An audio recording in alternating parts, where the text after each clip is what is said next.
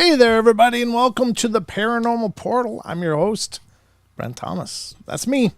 I'm here for the duration of your journey into the Paranormal Portal, and I can't be held responsible for your safety during this journey at all. It's all up to you, but just keep your arms and legs inside the vehicle at all times, and you should be just fine. But I am not alone. First of all, let me just say that I'm not alone. I have my good friend, my co-host, my big toe, right next to me here. This is Mr. Don Longbeard. Is your mic on? Is the mic on? I think so. I don't know. I don't even have my headset on yet. Oh, nice I'm going. so not prepped. Oh, I can hear. Yeah, Oh, that's how it works. Yeah, you know what? My mic's on. I can hear. Yes, it is. Yeah. How you doing, brother? Oh, doing good. That's not a Saturday. It's a Wednesday. Oh my goodness. I see. No need to say more, Don. So anyhow, yeah. Look, people here. Oh, nice. There's people here. Yay. There's stuff to do, and we've got a whole Paranormal Portal show for you. A whole sure. That was a whole rhyme. Didn't you catch that? That was nothing. Okay, never mind. I wasn't. Wow. I was kind of proud of it. It was just boom right there. I felt like Eminem. Busting the mics. You mean like melting in someone's hand? Yeah, like causing diabetic shock, something like that. Yeah, I don't know, but welcome everybody. Quick shout out to our friend Farm. Haven't seen you in a while, buddy. Yeah, good to see you, man. Hope things are going good in the frosty north or the coastal north, whatever. However things are, we hope they're good. And good to see you. And hello to all of you. It's been a couple days since we've done a portal, but back in the saddle, trying to remember what the hell these buttons are for again. I'm not always sure I know, but I've been told that I know every button to push. Yeah, you have a talent for that though. It's like a sixth sense. I know, yeah. But we are excited to be here, of course. Welcome. And let's see, anything on the front end? Well, we got a few things we're going to be going into tonight, a few treats for your viewing pleasure. So we're excited to bring those to you. One of which is going to be one of the Germer files. Wes has given us permission to showcase an episode he put together. It's not really paranormal related. It's not really Bigfoot related, but it is an incredible story, and he did such a phenomenal job on it. You'll just get chills. So we're going to get into that in just a little bit. On the other side of the news, we'll probably crack that open and deal with that. And then I got something to showcase for you guys that I've been working on for the past week or so. Yeah. And so I'm just, there's lots of cool stuff. And yeah, Jess, if you're out there, thank you so much for the card. That was really cool. It was wonderful to see the card. It was very thoughtful, and we really appreciate it. Got it right here. Got it right there. It's on the screen. You should see it. And yes, she is in there. Yep. Hey, what? Who's this? What? Wes guy? Some Wes guy's in here? Oh, I don't know if he's in here. Says love Wes. Oh. No, who's that? Never heard of her. I don't know if Wes is here, but no, he's getting shout outs in our in our chat. Well, there you go. So yeah, we got a lot of great stuff to bring your way. So lots to do. One of the first things I think we're going to do, Don, is the news. The news, ladies and gentlemen. Let's get into the news and see just what the hell's going on in this world since we last dug into it.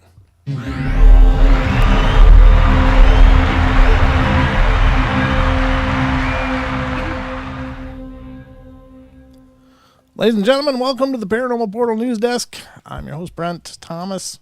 Your anchor, rather. I forget. I keep trying to remember what's my role. This is what's my motivation? Who am I? What's my story? What's my motivation, man? I'm just doing my best to bring you the news to keep you informed, as always, here on the Paranormal Portal. But diving into our news, most of which is sourced from unexplained-mysteries.com. Check this site out, folks. It's a great site. They've got some phenomenal articles, and they're perfectly sized for our newscasts because they're usually really tight and concise, to the point, and not a lot of fluff. You just get the story and you can move on, which is perfect for us here on the portal. So this show will be a wilder time than a pack of fermented apple drunk D-holes. Wow, thanks, Rachel. Is that Rachel? Yeah, that's Rachel. Yeah. Yeah, Rachel's got it, dude. Yeah. Rachel's right. Wow. Well, let's hope so. I don't know how amazingly funny D-holes are, but Well, they're listening to us, aren't they? ooh. He did not just say that, did he? All right. Well, let's dig into this. This is the first one up with unexplained-mysteries.com. And the first article up is Mystery Galaxy seems to have no dark matter whatsoever. Huh. I don't know what that means. I guess that's kind of unusual, I would imagine. A fascinating discovery could turn what we know about galaxy formation on its head. The precise nature of dark matter and dark energy, which are thought to account for about 96% of the observable universe, remain one of the most important unsolved mysteries in modern physics. Despite concerted efforts, astronomers have been unable to observe dark matter directly because it does not absorb, emit, or reflect any electromagnetic radiation, thus making it impossible to see. Dark matter. It's dark. It is, however, believed to play a vital role in the formation of new galaxies. Now, though the discovery of a galaxy that appears to be completely devoid of dark matter has called this even into doubt. Blah, blah, blah, blah, blah, blah. I'll just Is that water or vodka you got in that my bottle? tongue is just slapping around the inside of my mouth. My tongue between the mom. Yeah. Even this into doubt, suggesting that we know even less about galaxy formation than we realized. Yeah, maybe it doesn't need dark matter.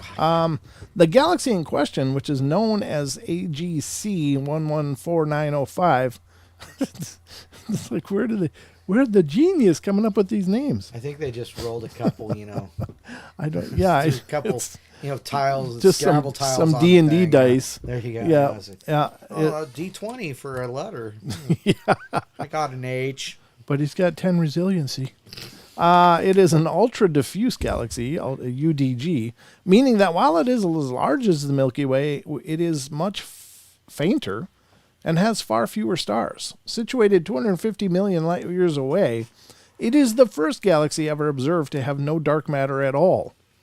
So here's the thing. They can't find it here. How in the hell can they find it and see that it's not somewhere else? What the hell are we reading? No. I don't know if this is probably just a funding pitch. In principle, galaxies like this shouldn't exist, said study lead author and astronomer Pavel Manchera Pina from the University of Groningen in the Netherlands. How would you say that? No, yeah, you're right. Okay, all right. Because I'm just doing my best. We cannot effectively explain them with any existing theory. So how can they not find it here, but they can see for sure it's not somewhere else? So they know how not to find it. I don't understand, dude. I'm like totally perplexed. How can they can't find it here, but they're all unraveled because they can see an observable universe that has none of it. Well, how can they tell? How can you tell it's not there, but you're sure it's here? I'm lost. I am so confused. Oh, my God. These people make a lot of money for stuff like this, folks. Yeah. How in the hell do they get paid to do this? I mean, this is the biggest mind screw I've seen in a long time.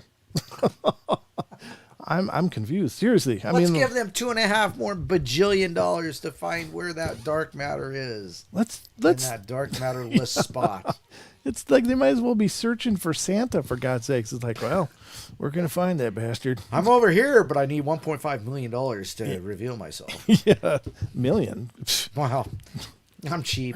Billion. $1 billion. Yeah, exactly. We need $1 billion. I got a whole big shush right here. Don's cheap. I require much more. Oh no, not me. No. Oh wow. Well, that's the damnedest thing I've read in a long time, dude. It truly is. Oh, Rachel. Good gosh. What? I don't know what to do with her. What's she doing? She said my dinner once existed. Now it's converted into dark matter. Yeah. Well, and I could have gone all night without that visual. Thank you. She's got a wrench. Why don't you fix that? Maybe if we paid him, we. we could have better expectations. I'm just saying that's something to think about. But we got another article here, folks, and this is from unexplained-mysteries.com reporting, could iron be the key to finding alien life on other worlds? Iron, huh? Iron. I mean, did they want wrinkles or, what? See what I did there? Thank you. No. I know it's going to be a painful 2 hours, folks. This is just starting. It's not even me tonight. It's This him. is just starting. This guy. Could iron be the key to finding alien life on other worlds? Maybe. Scientists. Oh man, is this a big one? Yeah, this is a big one. It might be, folks. I'm just gonna say it might be. This is one of those really big ones. That's a soft maybe. Yeah, we're gonna go with maybe on this one, folks. That's our professional opinion here in the Paranormal Portal, but feel free to investigate that further on your own.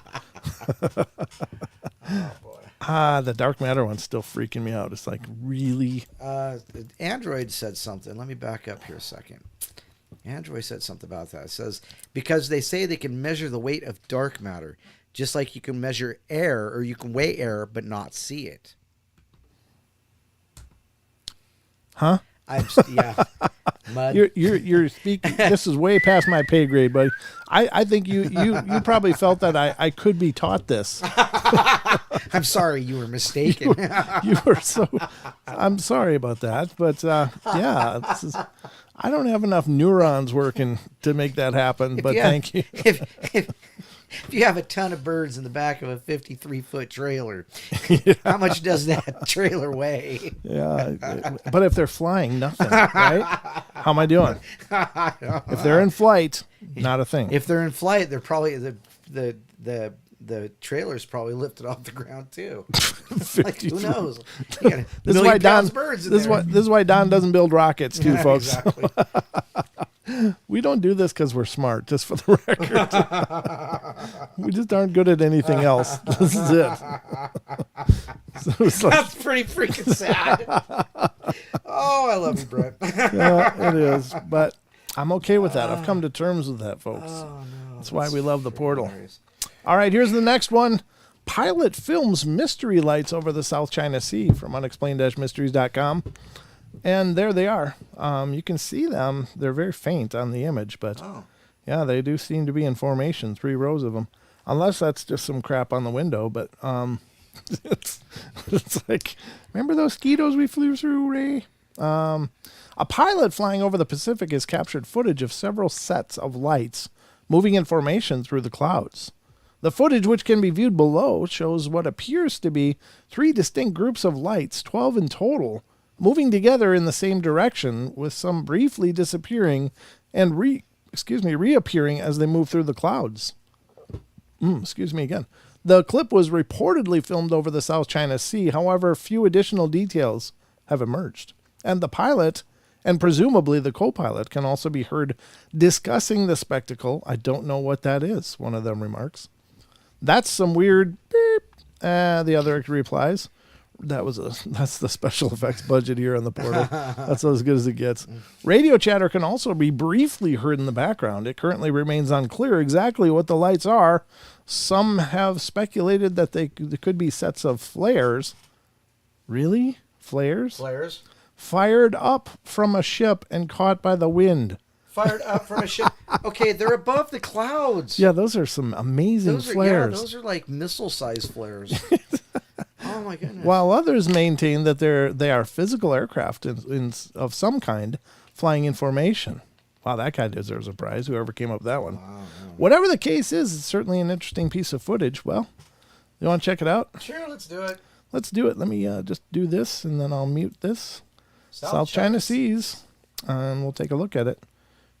I suppose we could listen. Oh, that's loud. It's not like we're going to understand it anyhow. I don't know what that is. Oh, well, we do. It's English. That is some weird shit. Oh, whoops, beep. That is crazy. That's amazing. Yeah, 1, 2, 3 lines of them.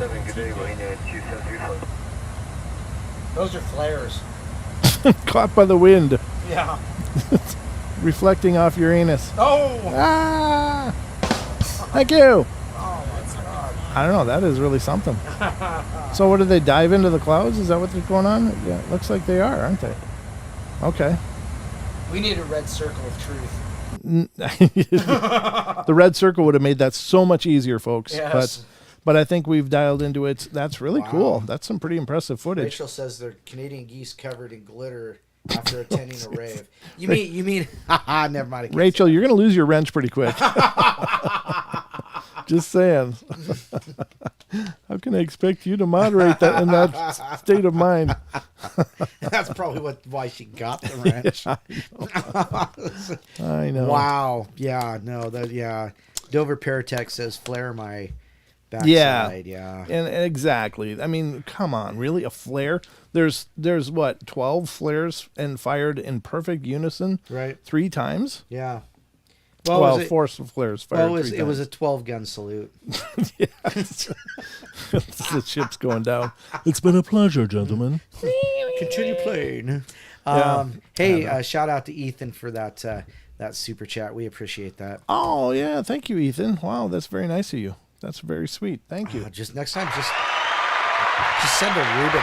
Just send a Reuben. You know, he works at a great sandwich shop. So Oh, does he? Ooh, yeah. I don't know if it'd still be fresh by the time we got it done, but well, what's fresh in my life? me, Oh, wow. I'm fresh. Phew. I showered. Stay I mean, on your side of the house. hey, I showered is where I was going with that. I That's nice. Yeah. wasn't trying to pick you up, brother. That'd be quite the feat if you did. Yeah, well, Ric Flair, no. Ric Flair. Woo! John Cena. All right. Well, those are obviously not flares. They are, I mean, God, I don't know what they are. Wow, they're not flares, and they're above the. I don't think they're drones being above the cloud line like that. They're not going to fly them that high. I mean, traditional drones, consumer. Could be military. I don't know. Could be military drones. Yeah. It's over the South China Sea, so you got to wonder, is that something with China doing? Is that something China is doing? China. We call them Chinese drones, maybe? China drones. I don't know. I'm just saying. According to Americans, if they were Chinese drones, they wouldn't fly anyhow. That's not true. They made it to the moon. They or did. At least that's the story. Well, yep. Or they got Stanley Kubrick over there, too. Yeah. They dug him up. All right. So there's the flares, folks, or the lights. The mystery lights could be UFOs. I don't know. It's pretty intense. Can we say it's up in the air? I will say that there is merit to the sighting, especially since this is by a pilot. This is a trained observer. He's got to know what's up in the sky. That's his job. Yep. If he's not identifying threats and problems and what have you, it's not a plane I want to fly on. It's not an atmospheric anomaly of ice crystals and stuff, because they normally don't fly in perfect formation like that. So I don't know. That is really cool. Whatever it is, they got something there. They got something. Oh boy. All right, let's get to the next article. This is kind of a cute one, folks, in the holiday spirit, as always, because we are in the holiday season. Whatever holiday you're into, just hope you're having a good one so far, as much as you can. But this is from unexplained-mysteries.com.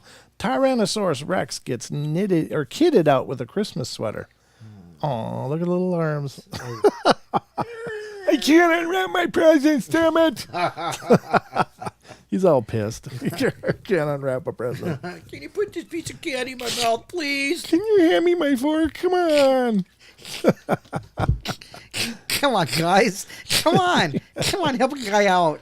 Jeez, give me some help here.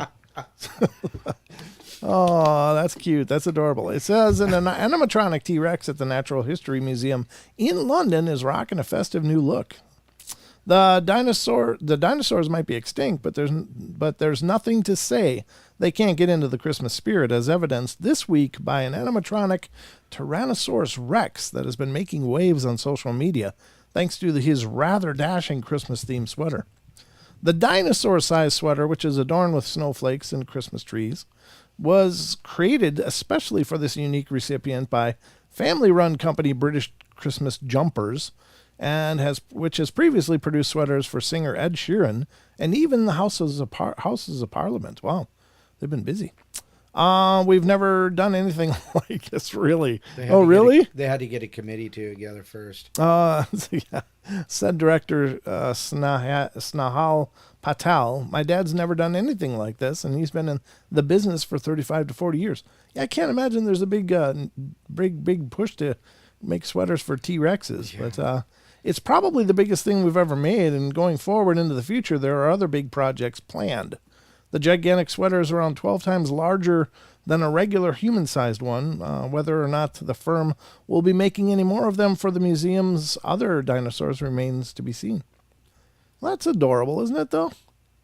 Certainly. Come on, it's cute, right? It's one of my favorite jumpers. I mean, is that what they call sweaters over in England? Sweaters Jumpers? are called jumpers, yeah. I never knew that. Because in Harry Potter, Mom, do you see my jumper?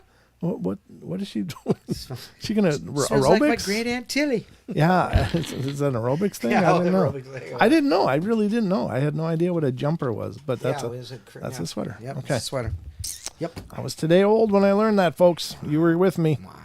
Wow. But see, it really is news. Yeah, it really, it's news to me as well, folks. That's how amazing this news is. Wow. Let's go to the next article here, and this is from unexplained-mysteries.com. And this article is Georgia Bigfoot footage emerges online. Interesting. That's from December 6th, so brand new. A short video clip of what has been described as a mystery ape-like creature has recently appeared on Instagram. The admittedly underwhelming footage, which has been uploaded onto the media sharing site by Cryptid University, has since been picked up by a number of news and media outlets. Reportedly filmed in Woodland in the U.S. state of Georgia, the video begins by showing a dark figure crouching down behind some trees and foliage a short distance away from the camera. After a few seconds, the creature stands up, revealing a tall, bipedal ape-like form.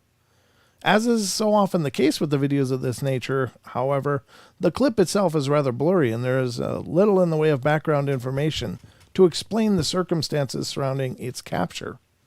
It's also quite possible the whole thing is a hoax. No. No way. Involving someone wearing a costume. I don't see any What? Bob. I don't see Bob back there. Bob Hieronymus? Yeah. Yeah.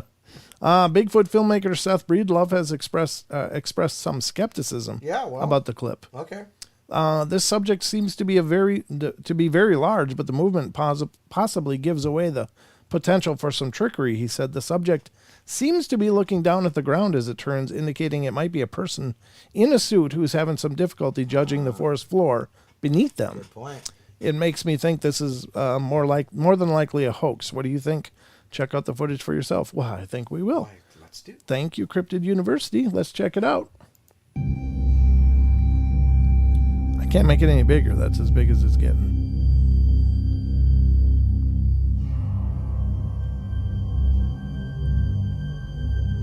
Huh. Yeah, he is looking down there. Yeah. Yeah, that wasn't like he was like yeah. Yes, he was looking down, but it wasn't like he was, I mean, even you look down every now and then to, make sure you're not going to trip on something. Mostly my cat. Well, yeah. Who finds being around my legs the best place in the whole world. Yeah. But until I step on them. I mean, anyway. So with that in mind, I mean, even when you know your terrain, you still stop and look down and go, okay, yeah, I'm good. But I don't know. But Seth Breedlove, he's with Small Town Monsters. Yeah, so, Yep, he is. In fact, I would like to recommend everybody go to YouTube and subscribe to their channel, the Small Town Monsters channel. I've been watching several of their documentaries. They got this whole series of investigating Bigfoot, and they've done a really, really good job. They're great, really well done. So check out Small Town Monsters YouTube page, subscribe, and you'll have plenty of episodes to watch. There's several on there, but they are really well done. I mean, it's just really fantastic. Yeah, well, he's made a few movies. Yeah, I mean, he is a practiced hand. looking for some cryptid stuff? No, I'm trying to get my stupid computer to do what it's supposed to do. Okay, yeah. It did get stuck on Afe's picture, yes. Yeah. I can't get anything to go. It's like, Jesus. All right, so but definitely check it out. That I mean, they've done a phenomenal job with those videos, and some great. I mean, some great. They don't. I haven't seen them like catch a figure in motion or anything, but just you can hear some really great wood knocks. You can hear some. They experience rock throwing. I'm watching the one right now from Bluff Creek. Oh. And where they were in the same area as the Patterson Gimlin film. Where Bob and Roger filmed the footage, and really fantastic. I'm not all the way through it, but I've watched a few of them all the way through, and I can't recommend it enough. I just think it's just really fantastically put together and well done. So I don't know that you're going to see a Bigfoot there, but you're going to enjoy the journey, I'm pretty sure. So I know we have a lot of Bigfoot enthusiasts here. Is this a Bigfoot? I don't know. I mean, it's there's just not enough to even render a guess. I would probably suspect no, but that it's a hoax. But that's just because, well, for one thing, the arms didn't look much longer than an average person's, which would seem to be not consistent with the accepted biology or physiology of the creatures. But I don't know. It looks like a big frame for sure, but there's just not enough to work with. It's anybody's guess. But as with everything, if you're not quite sure, I always default to I just don't know. There's no way to know. Right. But I do think looking down the way it did after the turn did seem a little suspect. Like, where's the ground now? Okay. And I don't know if I mean, I would do that without a uniform on and be like, whoa, where's my foot going to land? But I don't know if that's not customary for a Bigfoot or not. I seem to, just in what I've heard of them, the one big takeaway from Bigfoot sightings is how graceful and smooth they move. Right. You know, like they just seem to glide, and I've heard that dozens and dozens and dozens of times. People talk about their movement just seems unhuman because they glide. They don't bounce when they walk at all. Right. It's just a glide, like, you know. And when you watch any kind of footage of like a cheetah or any animal like a lion, when they're pursuing their prey, I mean, with the cheetah, there's an explosion of legs, but their head stays on a freaking plane. It's just amazing. They're so dialed in. And I always think of that, not necessarily the leg explosion, but just seeing that head move completely level at the same, you know, not up and down, not jarring. Right. It's so focused. His head's on a steady cam. Yeah, it really is like the real deal. Gimbal. It's a gimbal is what it is. Yeah, it's an absolute perfect natural gimbal for sure. Mm-hmm. But, you know, I don't know. I didn't have enough motion on that one to really judge. It just stands up and then turns around, and that's about it. Why did the person quit filming then? I don't know. You know, I don't even know who it is. And the other part is you really need to have a backstory. Right. Because just a random clip showing up is just nothing to work with. So, I don't know, just my 2 cents, but I have no idea. That's it for the news, folks. So let's wrap up this newscast and get back to the regular stuff we're cruising through tonight.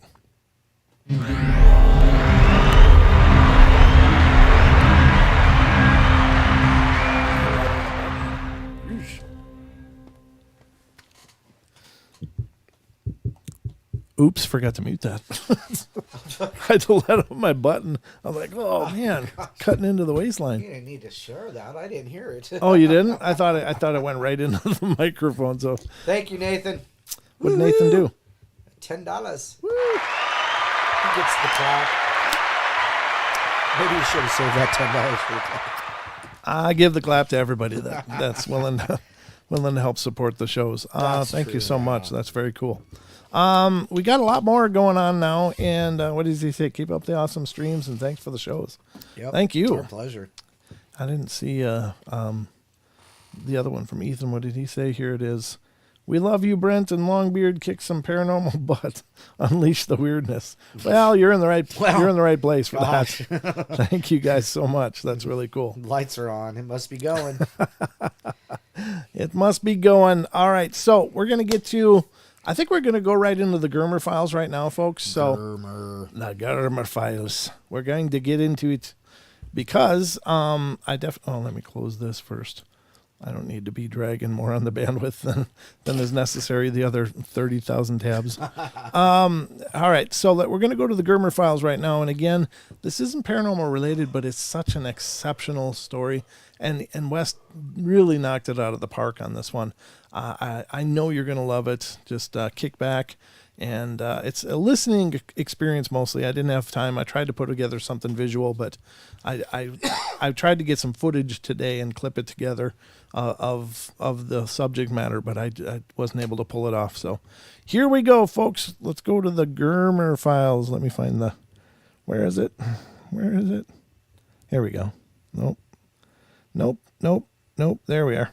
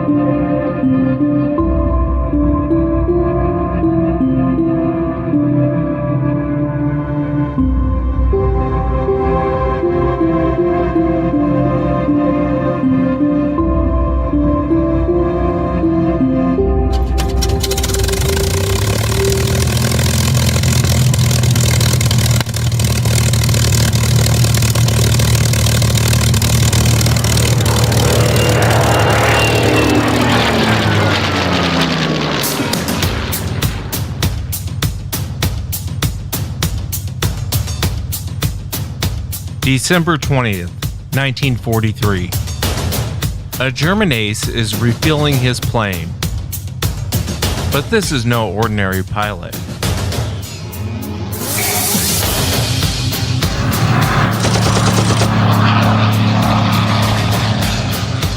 Franz Stigler was an ace several times over. He was the best Germany had to offer. And when he wasn't shooting down Allied planes, he would train his fellow pilots on the art of dogfighting.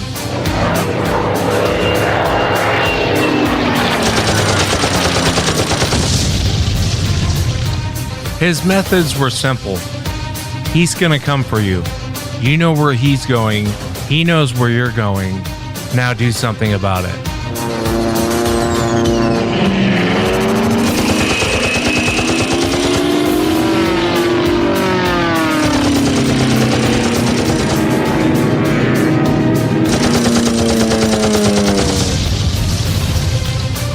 Franz Ziegler had all the qualities of a legendary fighter pilot.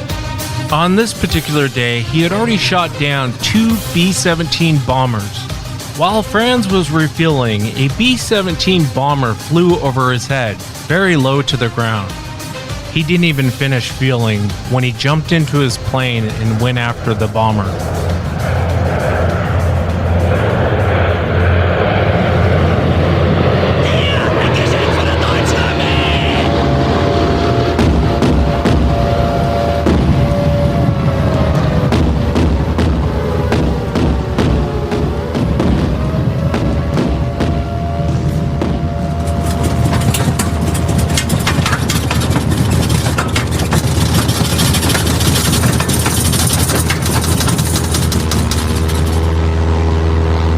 Minutes earlier, Charlie Brown and the crew of the B-17 Flying Fortress, named the Old Pub, had just finished their bombing run when the plane was severely damaged from German anti-aircraft fire.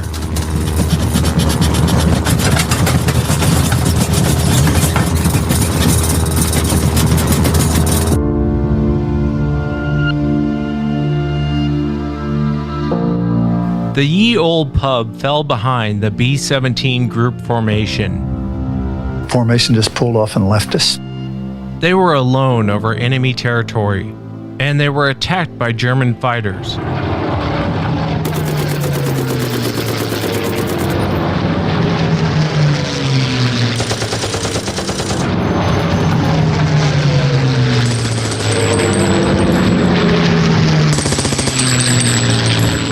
it was a feeling of absolute helplessness.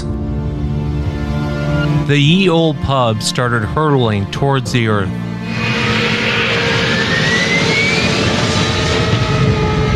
The last thing Charlie recalled was pulling up over the tree line. The B-17 was so damaged it was unable to fly above 1,000 feet. Barely conscious, Charlie wiped the blood from his eyes and looked up. He saw a small German airfield ahead.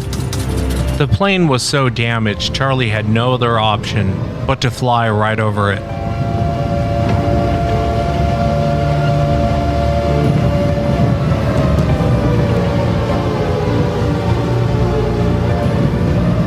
So I'm sitting in the cockpit alone, and I look out, and there's the world's worst nightmare sitting on my right wing. I closed my eyes, and I opened them again, and he was still there.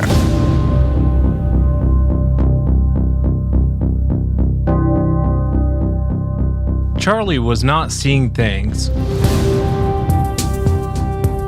A German pilot was on his wing and motioning for Charlie to land his B-17.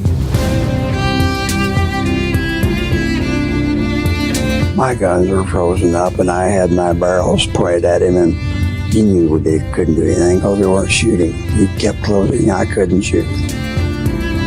Realizing that the Yankee was not going to land his plane, Franz Stigler flew around the bomber, examining the damage.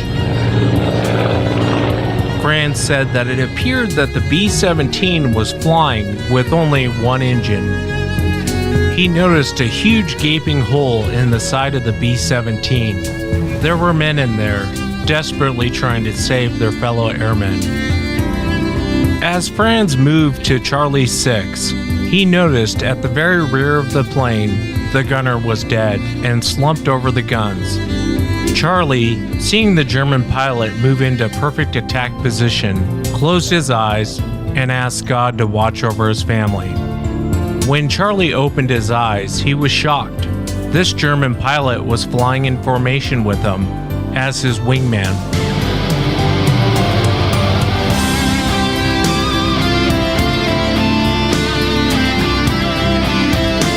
And I saw him lying in there, bleeding profusely, so I couldn't shoot.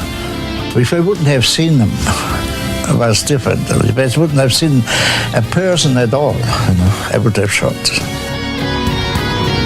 When you shoot at the airplane, you don't think of people in there. You see the airplane, nothing else. A plane that bombs your cities or your factories or whatever.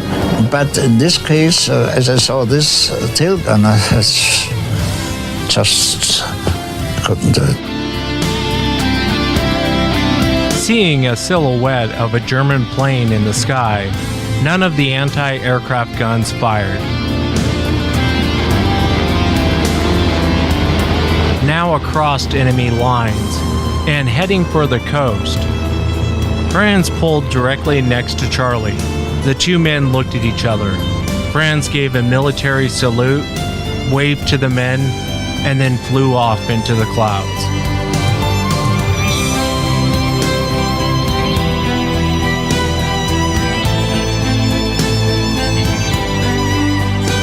I say, I hope you make it home. That's what my weight was about. Even a warrior can show his enemy compassion and respect.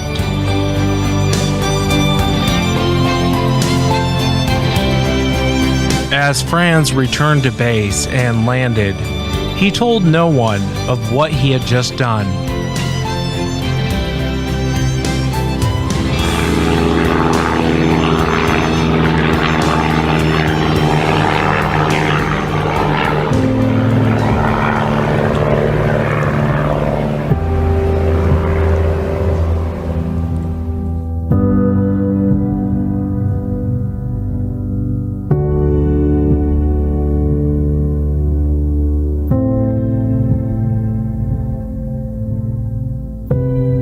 Charlie would make it home and land the ye old pub.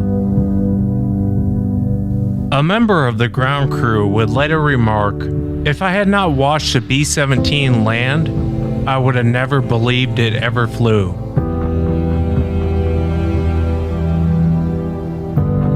This whole incident would remain classified until well after the war. I'm Chief O'Brien. I'll be your corpsman today, okay? Can you please tell me what's going on?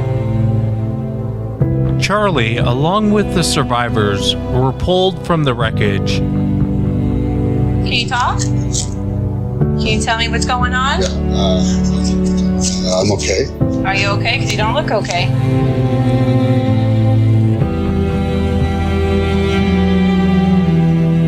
Injured and exhausted, Charlie was barely able to speak. Okay, I need you to look at me. I need you to calm down. I need you to breathe.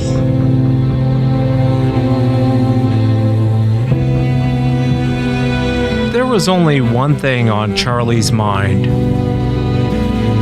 What just happened?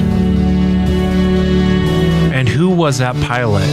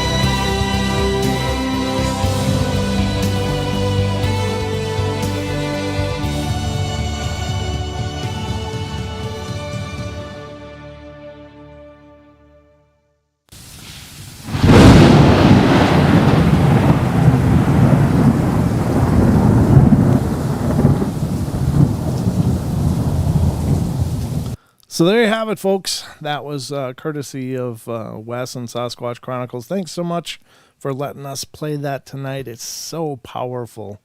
It's just a really cool story, true story. And Charlie Brown of that story became Charles Schultz heard about at least part of the story, according to Wes. A lot of this was still classified for a long time, but he went on to do the Peanuts cartoon strip and based, this Charlie Brown character, the guy that went through hell and still found his way home. And so the other part is I think those two met after the war, and I guess they embraced, it was just this I wasn't in this story, but I think either Wes told me that or I heard that after the fact, just watching little clips of things that I could find. But what an incredibly heartfelt, wonderful story. And even in the ugliness that was World War II, it was just a moment where, there was just people, and that's what's really cool.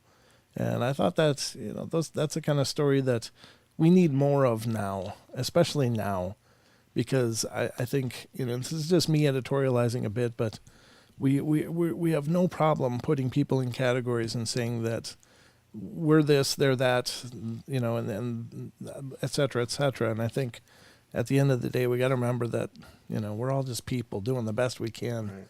So, it's interesting. I'm reading up on this particular thing real quick. And it says Franz Stigler moved to Canada in 1953 and became a successful businessman. After 4 years of searching vainly for U.S. Army, Air Force, and Air Forces within German, he was looking for. Eventually, a few months later, he received a letter from Stigler, who was now living in Canada. I was the one, it said.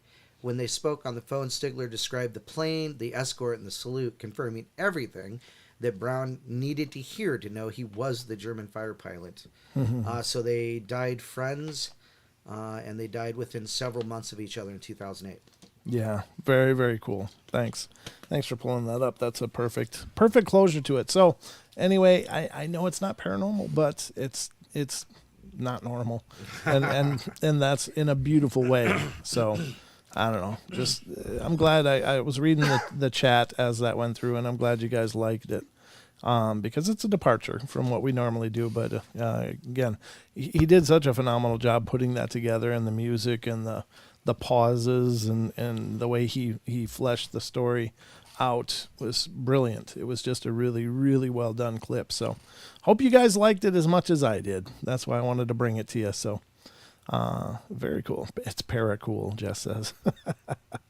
All right. So there's one other thing that I want before we get into the paranormal. Lately, I've been working on aspects of the show, as I was talking to you guys on Sunday night, that moving forward, we're going to be working a lot on the shows and working a lot on what we do. And one of the things is a theme song. So I want to unveil it to you guys. You guys are the first public to hear this. This is a song that I wrote. And I'm working on it to become the theme song for the Paranormal Portal, at least on the podcast, but maybe on the YouTube show as well. But I want you guys' opinion on it. So if you would be so kind as to listen and let me know what you think. I hope you're okay with that. Let me see, which one is it? Here it is. All right, y'all ready? Here it goes. The new Paranormal Portal theme song. I called it Creatures. So let me know what you guys think. Oh, if you have headphones, please listen to it with headphones. It's, I think it's a better experience that way. Are you ready, Don? Let's do it. Let's do it.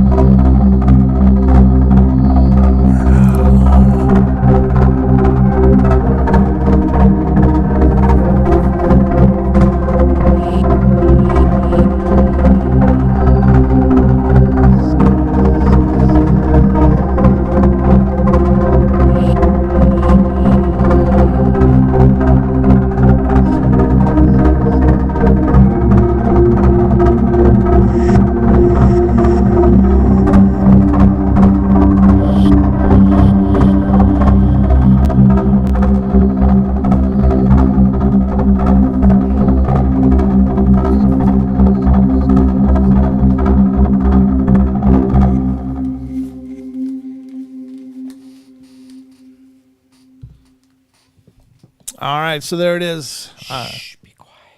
We're not alone. Yeah, I heard you. I heard that was you. That's definitely you. Yeah, we're not alone. Don't move. What's up, Jake? I like low vibration scans.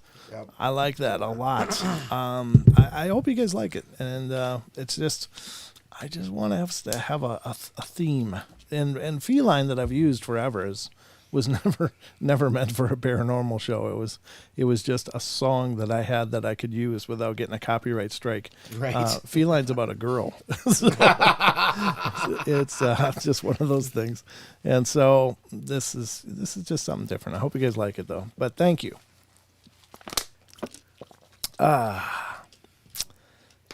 Maybe so. Yeah. I appreciate it, Andrew. I appreciate all your feedback, of course. But at the end of the day, it's just what we do's.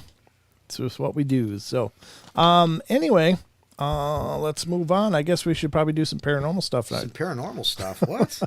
No way. All right. Is that what that stuff's called? It is. It's the Paranormal Portal. That's what we do here, Don. For Don, no. Huh? What? Oh, nothing. Okay. Just having fun with me as always. Oh. All right, so let's get to a few. Where are we at for time? I don't even know. God, it's already almost 8. Can you believe Is it really? Yeah. Wow. It's been a quick night so far, but we're going to get into the Money Made article that is real life supernatural horrors, because that's kind of stuff we love here on the show. And we're going to go over several of these. And they want to know if it's going to be up on your Bandcamp. Oh, maybe a version of it, not with all the sound effects in it, just the song maybe. Yeah, I don't know. I guess I hadn't thought about that. Possibly. If y'all want it up there, I can put it up there. It's just an instrumental. But anyway, going to a Money Made article. This is real life supernatural horrors, and we're on number 22 of this list that we've been cruising through. So let's start it now. It's called Bring in the Heat. Bring it. Number 22. This is an article put together by Money Made. Again, they're not a paranormal site per se, but they aggregate these articles, and then normally they infest them with ads. But thank God for the Brave browser, because it takes care of a lot of that. So this is number 22, Bring in the Heat. It says, this is pretty freaky. I still don't know how to explain it, but about 2 years ago, my sister, my infant nephew, and I moved into an apartment building that we later discovered was previously used by an elderly community. From the moment we moved in, we felt uneasy. The weird feeling wasn't enough to get us to ditch our seemingly awesome apartment, though, especially not a cheap 2-bedroom that allowed dogs and had a pool. A few months after moving in, weird stuff started happening. We'd see shadows moving in an otherwise still room, objects not being where we had left them, baby toys talking to themselves in dark rooms. That's creepy. Yeah, it's like, huh? Just the kind of things that would make your skin crawl. Yeah, absolutely. To make matters worse, even when it was bloody hot outside, my bedroom would be freezing cold, and the closet door was always broken in an open position. It didn't matter how often we would get it fixed. It would instantly be broken again. And now this is where it gets a little crazy. Like, Don, this is where it happens. This is where it gets crazy. What was that other stuff? That was just... Yeah, that was normal. Yeah, there's gravy. All right, one morning I woke up and my bed had been moved.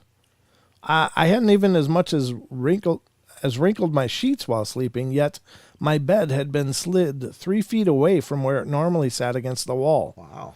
I then began having pretty intense night terrors. I'd jump out of bed screaming and throwing my blankets, begging for my sister to save me. This would happen at least 3 times a night on average. 3 times? Oh, his sister must have been so sick of him. Wow. I can't get any sleep. I already got a baby. One night I had a particularly vivid night terror, only I didn't feel frightened. I jumped up in bed, looked around, and what I saw was so terrifying, it's unforgettable. I saw eyes peering around my broken closet door. I leaned in and saw a man in his mid-20s staring back at me. Yeah. I said in the calmest voice I could muster, I'm going to give you a few minutes alone, but then you need to leave. Here's a quick show. Here's a magazine while you're waiting. I stumbled over to the living room and sat on the couch for 10 minutes, and then I walked back to my bed. From that moment on, no more baby toys talked. My closet door closed with ease, and my bedroom was always at a normal temperature. Huh? So it was just that one instance, just that one presence. It said it was an elderly community, but this was somebody in his 20s. Yeah, 20-year-old. That I wasn't expecting that, I guess. But well, hey. Claim your ground, folks. Gilfs. If they ain't paying rent, they need to get the hell out. Get the hell out. All right, so that was by Joaquin Volter. All right, very wild story. Number 23, this old warehouse. Here we go. This is a brief account of an experience that I had almost a year ago in a warehouse where I work alone. No one I've told about it has believed me, but perhaps you all will. I work in a warehouse that my father purchased. He bought it for 25% of its cost from a farmer who seemed very excited to finally be rid of it. That's always a bad sign. Hey, Danielle. Good to see you. Daniel, rather. Sorry, I didn't mean the extra enunciation. It's in the middle of Mennonite country with no neighbors for a solid half mile around in all directions. Look out the window and all you see are cornfields and scraggly trees. Cell service, forget about it. I work here alone, painting and preparing the front office portion for eventual functionality. To get to the front office, you must go through a hallway from the main warehouse into a secondary office and then through another door into the front. I frequently hear bumps and thuds and occasionally will go into the warehouse and feel air movement, but I've always attributed it to drafts and animal life in the roof. The only thing that has ever made me uneasy about the building is the fact that all the door locks are reversed. What? Whoever installed these locks didn't intend to keep people out. They intended to keep something in. Well, that's not good. That's not good at all. It never really got too freaky until one day I was out in the front office when I began to hear thudding. Well, I ignored it and continued to apply masking tape to the door that I was working on, but this time it was accompanied by a screeching sound. Oh. Not loud, but audible. Well, I was freaked out, but convinced myself that it was just an upset raccoon or squirrels that had found its way inside. I continued working until I heard the slam. The door to the secondary office had been open. It sounded like it had been violently slammed shut. I peered around the corner and saw that I was right. The secondary door was now closed. I tried to logic it through in my head that a strong draft had sucked it closed, although I knew there was no such draft. The thudding began again, closer this time. I've never been able to put proximity on it, but now it sounded like it was right on the other side of the door. I froze, unsure of what was happening. My eyes looked at the door handle, which began to turn. The door disengaged its latch and slowly swung open, wider and wider. Nothing there. Nothing visible. No air movement, just quiet. So quiet. A quiet that seemed to overwhelm me with its presence. A quiet so thick I couldn't breathe. The quiet was shattered when the screech came again. This time it was clearly human, pained, angered, and emanating from the main warehouse. The door slammed.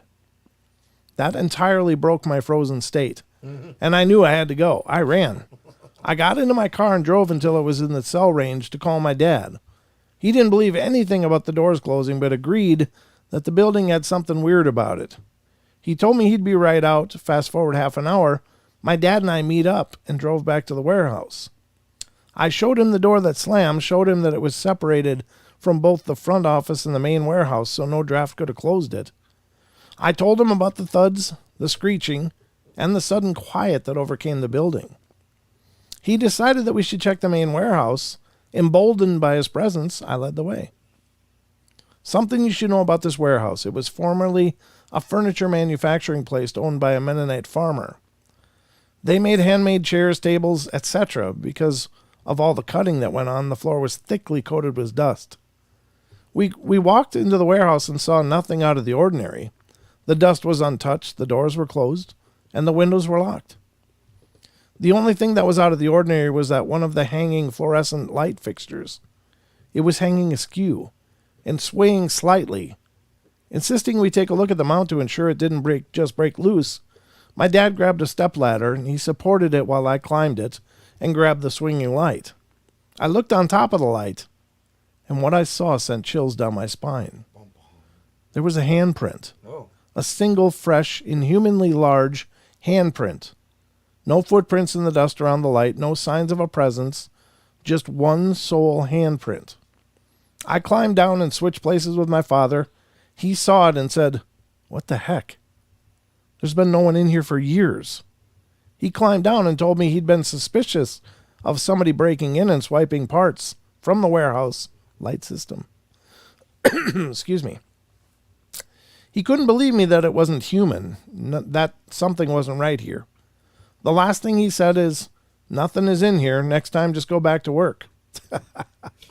Great advice, Dad. Thanks. Thank you. How come I didn't think of that? Oh, yeah, I was scraping my underwear. And then, as if to show its presence, the thud returned. This time it wasn't just a thud, more like an earthquake. The entire building felt like it moved. The heartbeat-like thud was then overlaid by the screech, the awful, awful screech. It felt like it was coming from the walls themselves. We ran, and I haven't been returned back there since. My father hired someone to finish my job and has since moved into the office. He's heard the thudding, but thus far nothing has happened further. What actually happened, I don't know. Nor do I ever care to know. If I'm being completely honest, some questions are truly better left unanswered. What I do know, however, is that there is something paranormal going on in that building, and the man who sold it to us knew about it. I'll never forget the sound of that lock turning by itself, or the feeling of that tremendous, thunderous silence. But his dad still works there. Yeah, his dad's obviously made of a different metal. I don't know. That's terrible. You wonder, why would they lock something in? Yeah. You know, is it the spirit thing they're trying to lock in? Do you suppose? I don't know. I don't know how you'd lock a spirit in. I don't know. That was by Nate 800. Yeah, Nate 800. Glad you found a different line of work. Number 24, hidden in plain sight. Before I was born, my grandfather's brother died in a plane accident while training during World War II. The plane crashed in Montana about 50-some years after the accident. My grandfather wanted to create some sort of book about his brother. He pieced some things together and gathered items that had belonged to him from his childhood, and also from before his death. Eventually, he took a trip to Montana to visit the crash site. He found it. I think at this point, it was some guy's farm, but a crater was still visible in the ground from the impact. There were pieces of the plane everywhere. He brought a piece back for me, which I still have. I don't know how much time he spent there, but at one point, he asked the guy who owned the property if there was anything else. The guy told him no, and my grandfather asked if it was okay if he explored the property a little more. The owner was fine with this. From what my grandfather told me, he walked up some hill, looked around, and as he turned around to walk back to the crash site, he noticed something stuck in the ground. He knelt down and was shocked to realize that his brother's dog tag was sitting right there. Wow.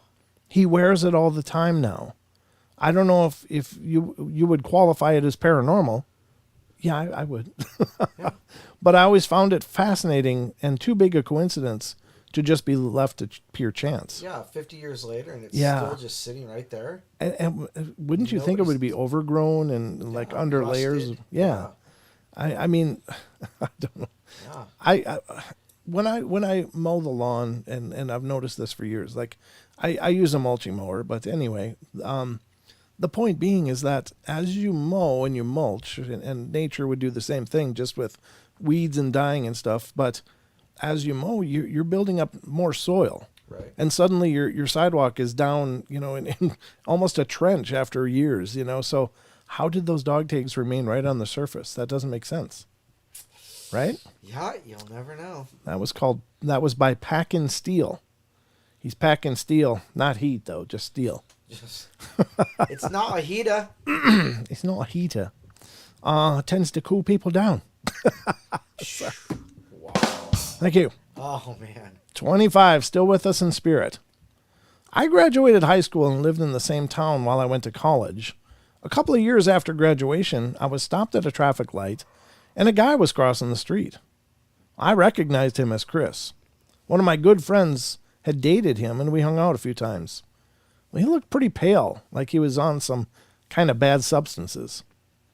It didn't really surprise me, as he seemed like where he may have been heading back in school.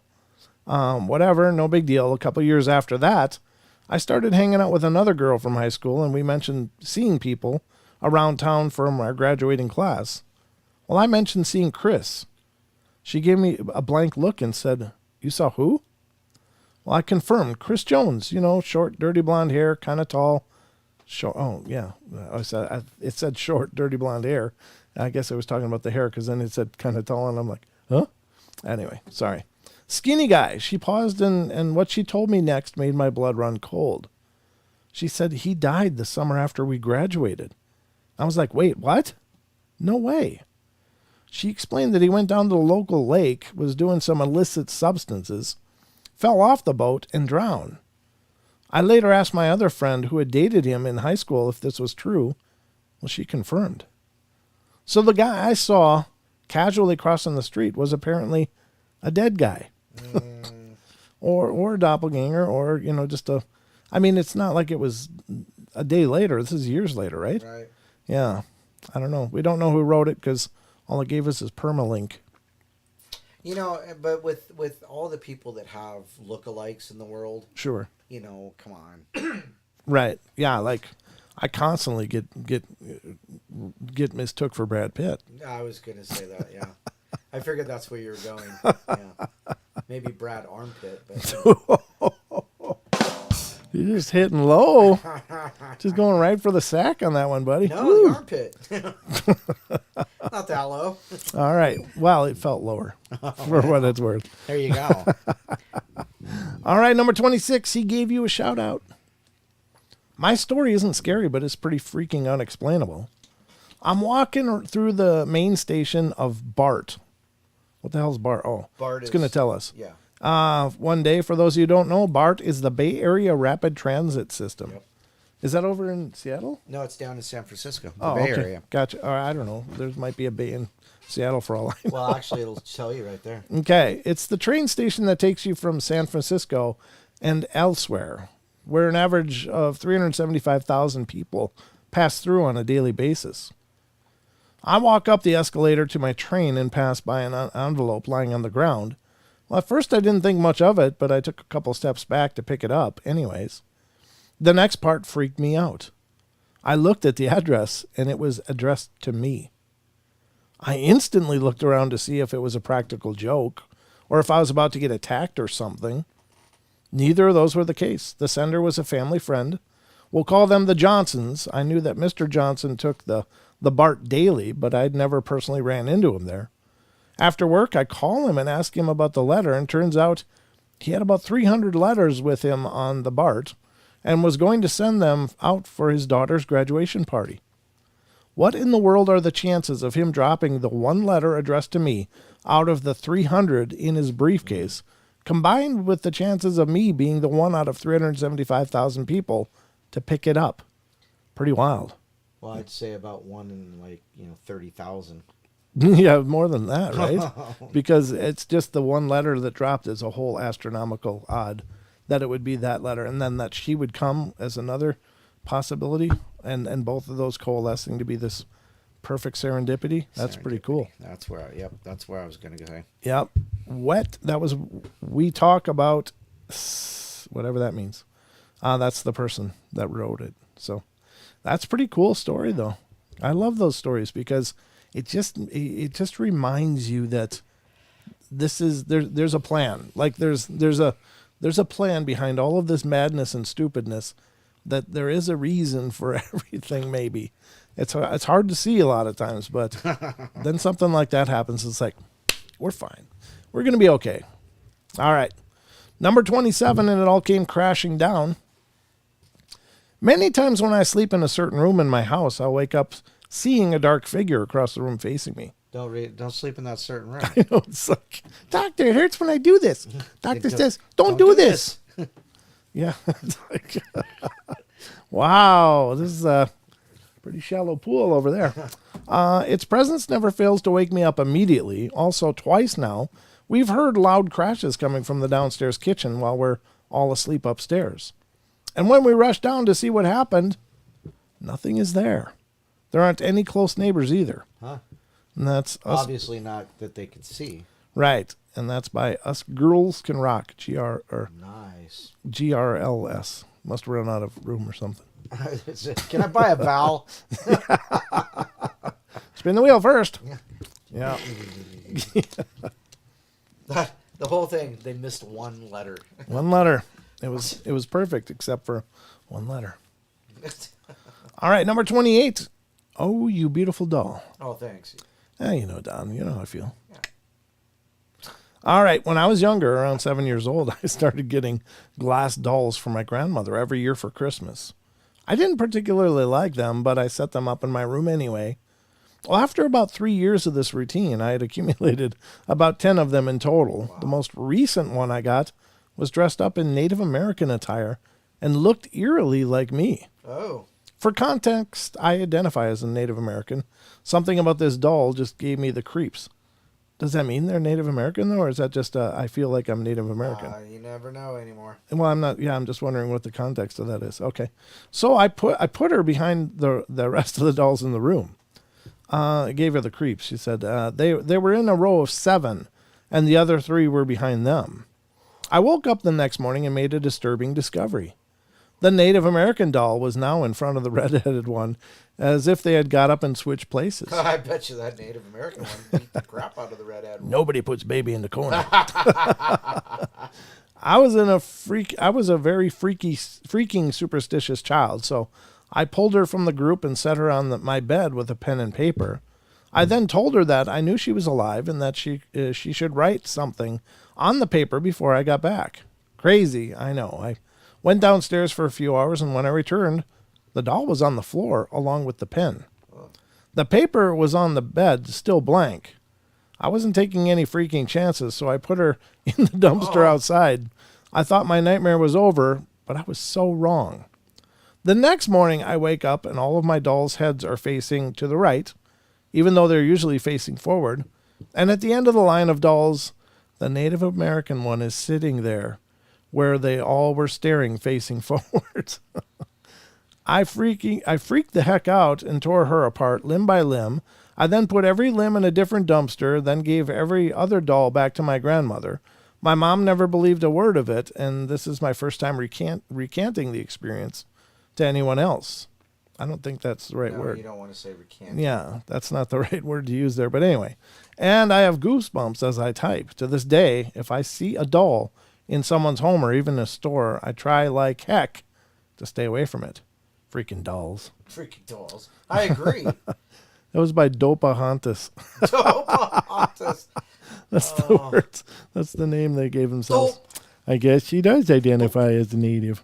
Dopey name. All right. Well, there you go. The time had come. Number 29. When I was in 6th grade, my father died. I was in English class sitting in the front row, doing my classwork, and all of a sudden I felt a strong kick in the gut. Whatever happened, it was forceful enough that it made me bend over my desk in pain and brought me to tears. But it went away as fast as it came, and I just was fine a moment later. Out of curiosity, I looked at the clock in the back of the room, and it was 10:35. I went home at the end of the school day and found out that my grandfather, who I was very close to, as my grandparents had raised me, had died at around 10:35 that morning. By no means am I a religious man, but I really wish I could have an explanation for what exactly happened that day. It says, gimme few. Okay, that's cool. I don't know. That connection is pretty powerful, I guess. Guess Grandpa didn't feel that close to you. It's like, I'm out of here, kid. Hit one in the bread basket. Gave him one in the bread basket before heading out, Don. Ooh. Oh, yeah. They were under my feet. They were. I was like, why are they? I don't know. Everything got shifted around. I think they were in that basket under they probably were. under there, but they slid out. Yeah. So. All right. So, number 30. We're on to 30. 30. Picture perfect, Don. Sweet. Much like you. Okay. This doesn't really apply to me directly, but still, there was this guy who I used to work with called Dan. Dan was a chill guy who everyone got along with, but he was also a little bit weird at times. He used to believe in a lot of strange things, such as aliens, ghosts, government experiments on everyday people, etc. The whole lot of out there conspiracy theories. Oh, boy. And he's writing this on a forum of, ghost stories or whatever. He wasn't a religious man, but that's beside the point. Anyway, while messing around at work one day, he's explaining some stupid things to us about how he's seen spaceships and how all this paranormal stuff happens to him whenever he's at home alone. Well, some of it sounds quite ridiculous, but I listen anyway and enjoy the fascinating narratives. A couple weeks later, he invites me around for a few drinks. I was driving, so I couldn't really drink, but I still went over to hang out. After some time, we get into the subject of ghosts, and he starts explaining things to me, like how he was once eating an apple and it exploded just as he went to take a bite. I laughed it off and thought it could have just been some sort of pressure with the way he was holding it that it caused it to explode. Yeah, if he's the Hulk. He was completely serious about this. He pulled out a few pictures of this apple and started showing me the damage it had done to him. There was a picture of him with a cut on his cheek caused by this apple. However, I was still not convinced of this ghost that he allegedly had in his house. He was not messing around, though. He said, "Hold on, actually, I'll show you." He pulls out this shoebox full of pictures from around the house. He says, "Just flick through these. Well, you'll see." I sigh and say, "Okay." I'm going through these photos of a recent Christmas. The usual photos, kids opening presents, the family having Christmas dinner, having a few drinks at night, a couple of group shots, etc. And then I stop. This was the photo that left me in awe. His family was standing in front of this mirror, and I kid you not, in the reflection of the mirror was an Edwardian girl smiling straight at the camera. This was not one of those could be a smudge type of things. It was not a hidden behind someone or barely make out type of thing either. No. This was a clear, full color, legitimate and high quality photograph, with the girl's reflection being black and white. You could make out her face, her smile, her clothes, her hands, everything. It doesn't end there though. Dan says to me, "I told you I wasn't kidding." I go on to the next photo, same sort of thing. Family members have moved around, and so has the girl. She's in a different pose now. Still, she's smiling, showing her teeth. I couldn't believe what I was seeing. There was this black and white girl standing right inside the mirror, smiling at me, like she'd be there the whole time and wanted me to know it. I felt like someone had just thrown a bucket of ice-cold water over me, like I was being watched. Like I wasn't welcome anymore, and I suddenly felt like I needed to leave that place. I put the photos back in the box, and not long after that, I left and went home. Here you go. I still don't believe in ghosts, aliens, or anything of that supernatural sort, but I know what I saw in those photos, and I know it scared the heck out of me. So it scared the heck out of you. You believe it just enough to allow it to scare the heck out of you. Yeah. And yet you still don't believe it. Yeah. I don't know. Yeah. Cipher that one out. Yeah. Well, the other one was recanting, so yeah. Whatever. Right. Well, that's the typical skeptic line. I don't believe in it, but this one time. And there you get these amazing stories. The most popular guy in town, number 31. Well, thank you. Anytime. God, it's almost 8:30. Oof. Yeah, wow. This one is not necessarily paranormal per se, but I guess this falls more under the general unexplainable category. Anyway, on the same day, I was recognized by at least 5 different store clerks and people on the street, none of whom I'd ever met or seen before. I was just grocery shopping, running errands, and etc., and they'd come up to me and say hello as if I was supposed to know who they were. This first place I went was to the corner store to pick up a snack. I walk in and the clerk says, "Hey, you're back so soon?" I'd never been at that corner store before in my life, so I told him this, and he acted very surprised and claimed that I had just come in earlier that day. The next place I went was to the exact same deal. An employee who was stocking things in the grocery store said he had rung me up an hour or so before when the cashier greeted me with, "Welcome back," when I was checking out. Excuse me. Later on that same day, at the phone store, I was asked if my phone was still giving me problems because apparently I'd come in a half hour ago complaining about problems with receiving text messages. The employee claimed that me and this other version of myself even had the same phone. As I walked out, a jogger ran past me and proclaimed, "Hey man, funny running into you again." I didn't stop him to inquire further, as I was a little confused at this point, and then later that night, when I was waiting for the bus, a random woman approached me and just struck up a conversation as if we were old friends, before realizing I wasn't who she thought I was. After saying this aloud, I realized how mundane it might sound to some, but to me, having lived through it, that was easily one of the weirdest days I've ever experienced. If it wasn't something supernatural going on, then either it was a huge coincidence or I was the target of some of the most elaborate and subtle pranks in history, and the prankster still hasn't revealed himself. That was by limbs_. That is interesting, but I don't think that that's necessarily supernatural. Again, it's everybody has a twin, is the saying, right? Yeah, And so maybe it's just that's where the twin lived or something. I don't know. Well, yeah, but see now, when I made that statement earlier too, it's like when he ran into the dead guy walking so casually across the way, Yeah. What is the likelihood of that twin or someone that looked that close to you live that close to you? Right. It's Yeah. one of those weird juxtapositions. It's like Sure. So it's interesting to hear stories like this back to back. So It is weird. Yeah. I mean, but then again, there are doppelganger stories, of course, but this one is actually a person interacting. And most doppelganger stories are just walking. Somebody's walking and it looks just like you. Right. They don't usually talk or anything. In fact, I don't recall right offhand any of the doppelganger stories. Right. Talking about actually having dialogue. Right. But that's very strange. Now we did do a skinwalker story. I don't know if this was when you were on with Sheldon, but basically the guy had a skinwalker experience because he went into the woods, felt lured to go in there, and went to the top of this hill, found an old house, didn't know was there, went in, and when he got in, there was someone said, "Oh, come on in. I've been expecting you." Oh, well, that's no good. And it looked exactly like him. Oh. And he figured it was a skinwalker that was trying to take him over. So he got the hell out of there and fled. Yeah. Well, I would have. Yeah. Be like one of Wouldn't the you first- want to know though, or would you definitely not want to know? No, those those are the ones that are like on the top of the list of things I don't want to bump into. Right up there with Dogmen and Sure. Black-eyed kids. Black-eyed kids. And, Yeah. Rakes. Rakes, We'll just throw. ghouls, Yeah. goblins, and things that go bump. I don't know. I think they might be good on the grill.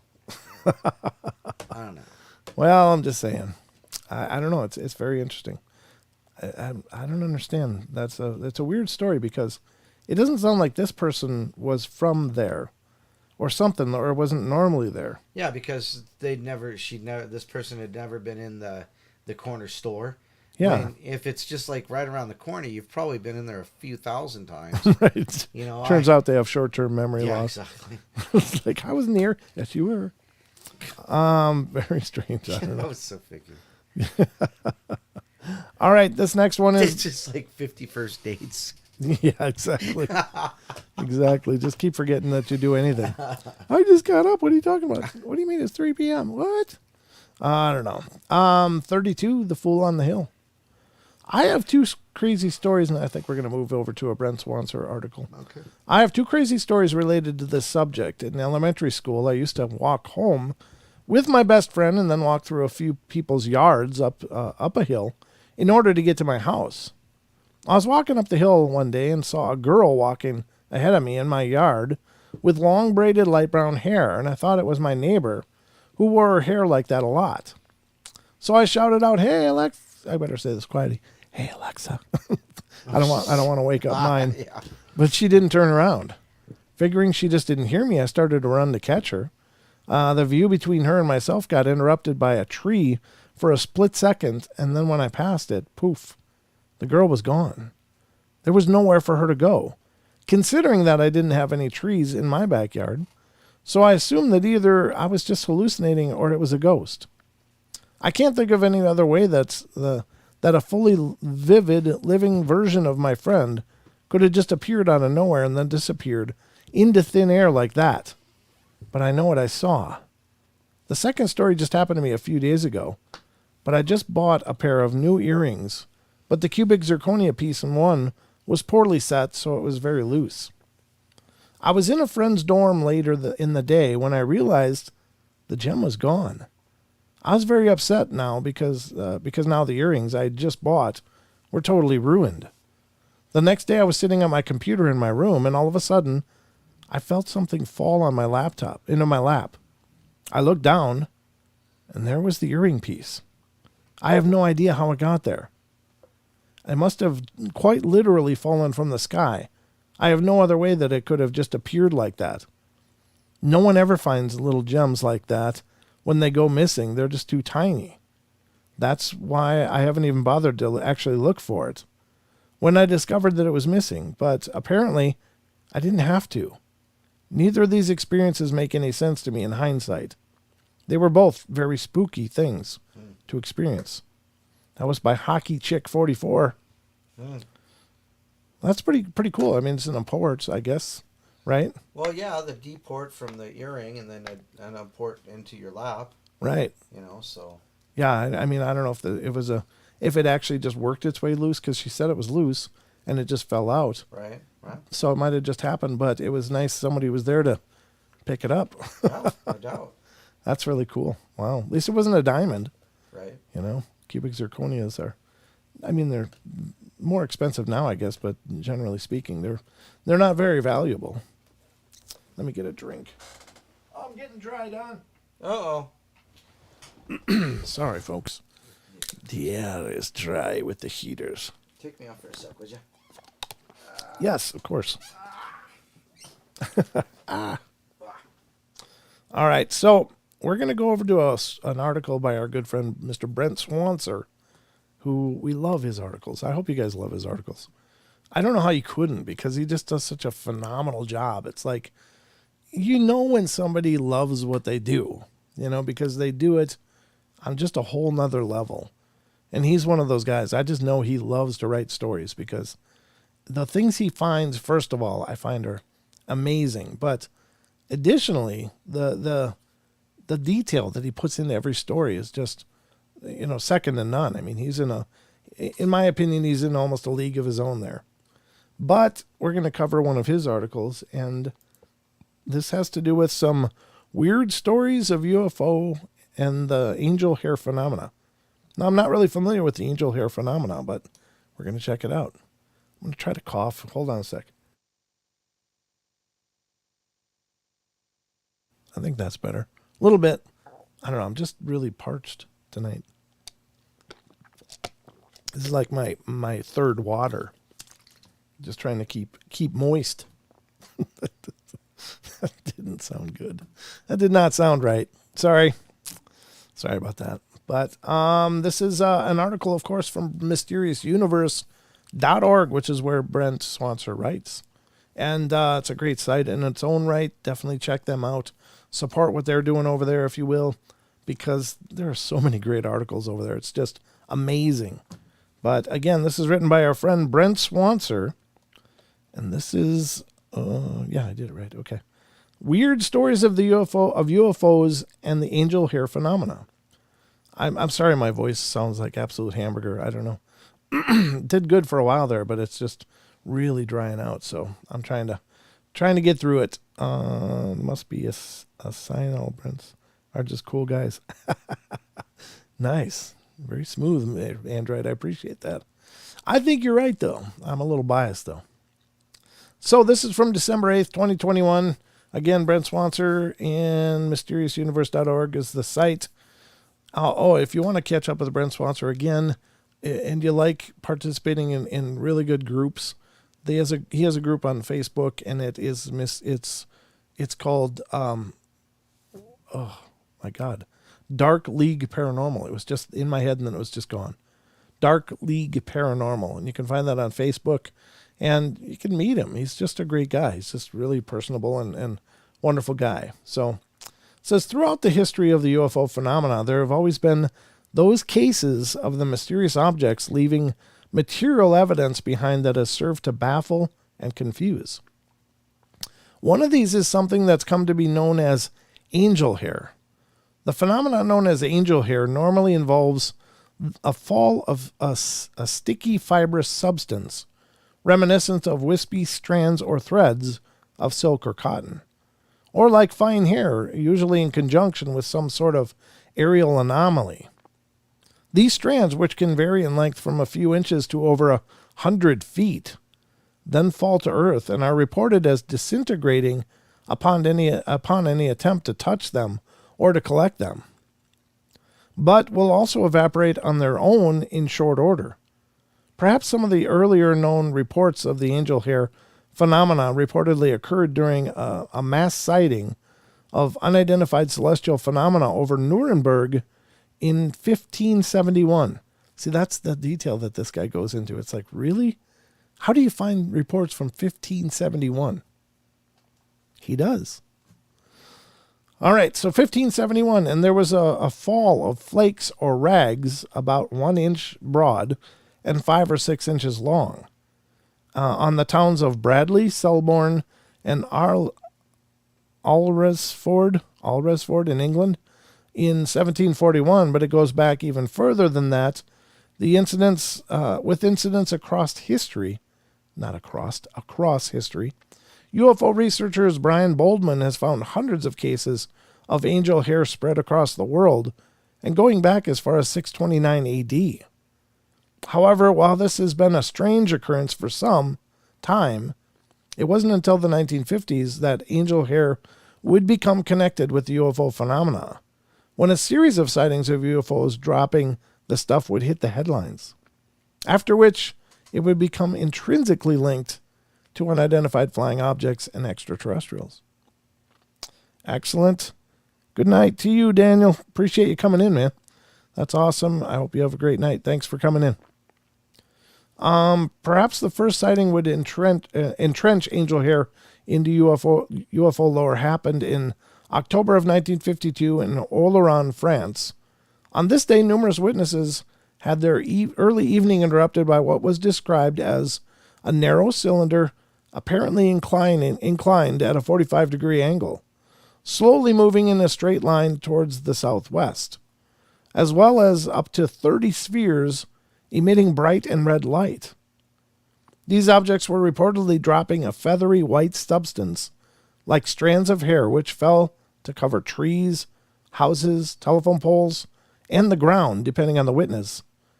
This material would either slowly dissolve when touched or turn into a gelatinous substance before vanishing without a trace.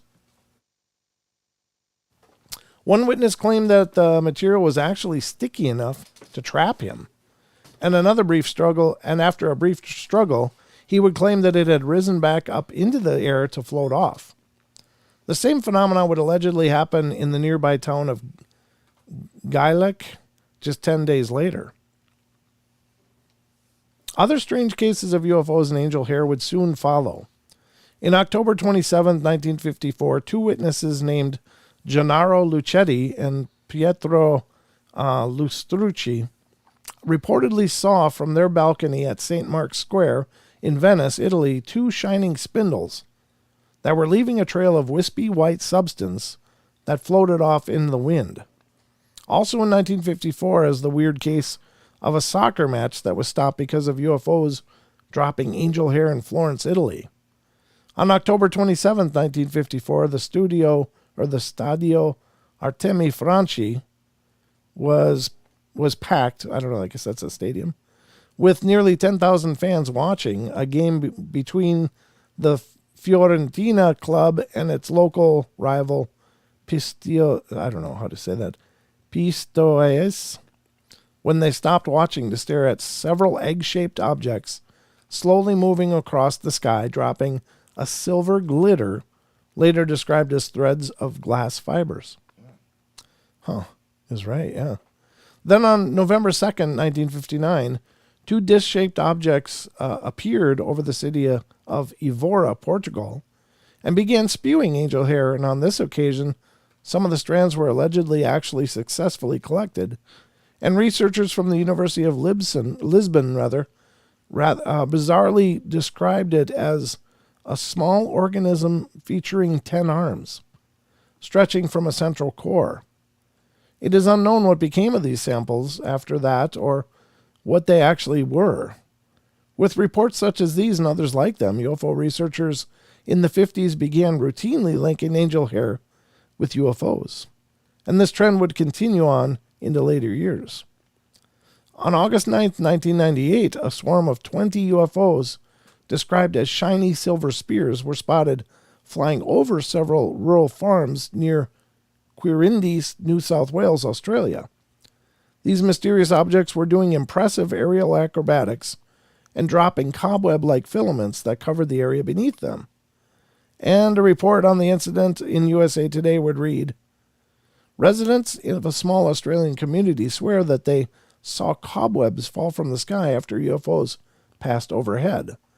Dozens of residents in Quirindi called Australia's national UFO hotline after the incident. Mrs. E. Stansfield, 61 years old, said that she saw cobwebs falling from the sky and she saw 20 silver balls which passed overhead. When she went out with her daughter, she too was covered in fine strands of cobweb. When she tried to pick it up, it disintegrated into her hand. The family car had cobwebs all over it. That's gross. The strange show lasted around an hour and a half before the UFOs flew off and the angel hair dissolved away not long after. More recently, in 2003, Giorgio Battini, a journalist at the Florentine newspaper La Nazione, saw shining silver spheres flying through the sky from his office, and these were seen by numerous colleagues as well, with them going to the roof to observe them fly over a wooded area nearby. He went to investigate and found that a patch of trees beneath where the spheres had been were covered in a white, fluffy material. He was able to collect a sample, very rare in this case, and had it examined at the Institute of Chemical Analysis at the University of Florence. They would determine that the material contained the elements boron, silicon, calcium, and magnesium, and that it was not radioactive, but were unable to examine it further as the analysis had destroyed the sample. What was this stuff? It was suggested that it might simply be spiderwebs, but the chemical analysis was totally different than what one would expect to find with webs, so it remains a mystery. There had been even more recent cases in which samples of the angel hair had been collected and analyzed as well. One is a case from Portugal in 2014 in which a sample was also allegedly procured, and in this case the material supposedly reacted with and came alive under ultraviolet light. Wow. It is not known what became of these rather odd samples. In 2016, a metallic silver barbell-shaped object was sighted in Illinois. Sorry, my voice is just goofy. It doesn't hurt or anything. It's just raspy. In the United States, and the object was observed to fly out over a small lake where it hovered and then began to rise while exuding a white filament-like material that reportedly stretched all over the way to the ground. The object was then joined by 12 other similar UFOs, which orbited the original object as it rose into the air, all of them shooting out the fibrous white material before shooting off out of sight.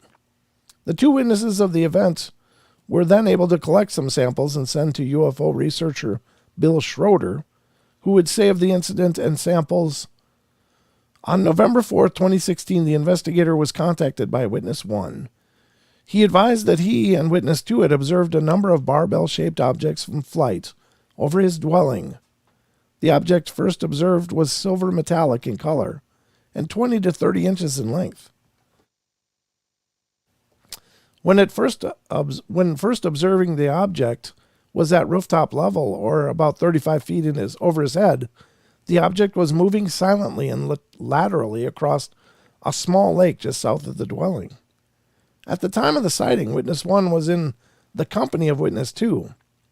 Witness 1 noted that there was no visible means of propulsion observed and no sound detected.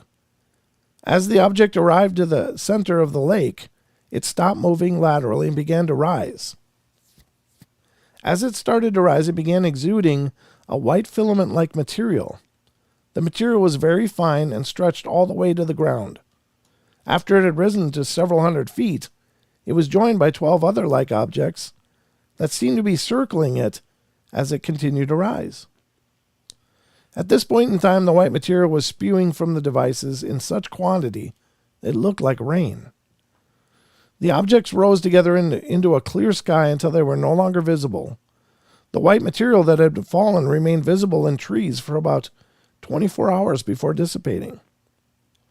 Then, when Witness 1 contacted the investigator, he was requested to get samples if possible. The witnesses were able to obtain some samples of the material.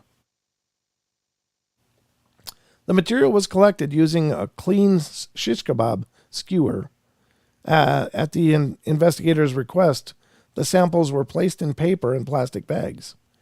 The samples were sent to the investigator via USPS priority mail with tracking. The samples arrived intact on November 9th, 2016. Upon arrival, the envelope was opened by the investigator, who was in the company of the second investigator. The package and enclosed samples were photographed by the primary investigator. The samples were then placed in evidence bags and bottles by the investigator. The bags and bottles were then sealed and initialed by the investigator. The repackaging, and sealing of the evidence was recorded on videotape for later review. Witness 2 painted a picture that recreated the scene at the time of the sighting. A scan of the painting was forwarded to the investigator. A partial JPEG is included with this report. The evidence was placed in a safe at the investigator's residence. Part of the evidence was later sent to Robert Powell and Phyllis Budinger for examination and lab testing. The angel hair was analyzed, but proved to be mostly biological in nature and similar to spiderwebs. Although there were some anomalies, such as small amounts of celluloidal material, i.e. plant-derived substances, possible inorganic nitrate, and an unidentified rust red material. In the end, the analysis seems to be inconclusive, and although the sample seems to be mostly resemble spider silk, the inconsistencies and the fact that the two witnesses were deemed to be very reliable by the investigator makes it all pretty weird. Much like my voice. Yeah, what's going on over there, buddy? I don't know. I'm all dried out, just like I got nothing. Well, I left the room and you crashed. I see.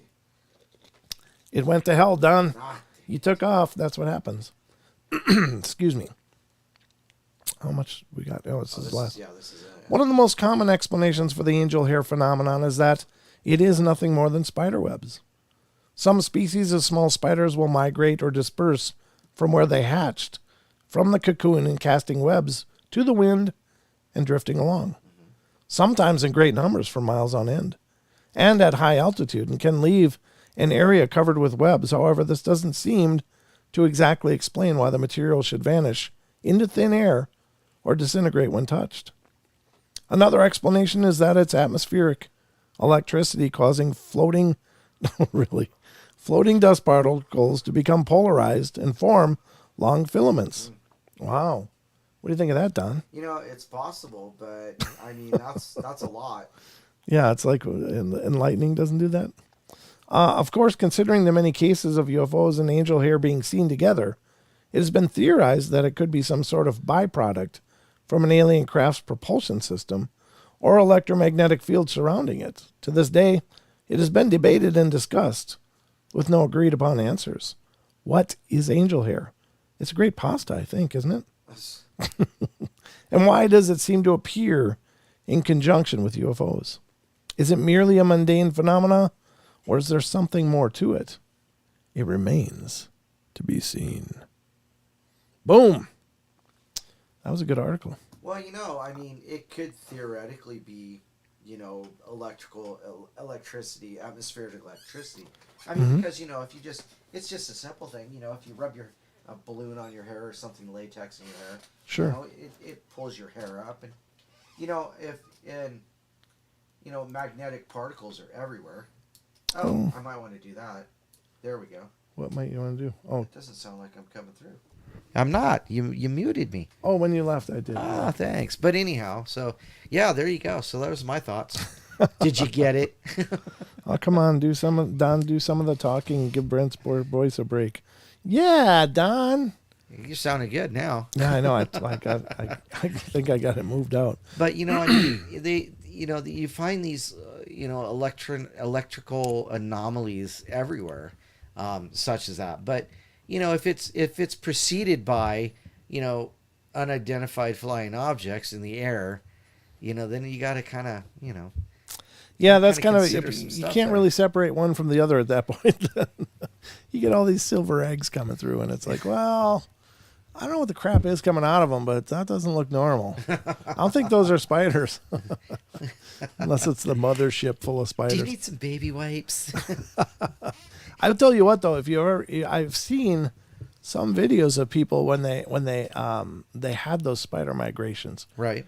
And it looks creepy. It looks like everything is like from a Stephen King movie. It's like everything is coated with these webs, right? And the people with cameras are going up, and you can see these thousands of spiders crawling around. It's like, oh dear God, that's a lot of spiders. Yeah. Pretty big deal. Robin says free pasta samples from space. Nice. You just add some marinara. It's lovely with a nice Chianti. Yeah. There you go. There it is. So, oh boy, I don't know. That's an interesting thing. I've never heard of angel hair before. Now I have heard of people having weird stuff fall from the sky. There was even on a news report, I don't know, 10, 12 years ago, maybe longer. Maybe it's like 20 years now. Okay. But there was this gelatin that was falling in this community, and I saw the news clips, and people had this, like, it was like this paste.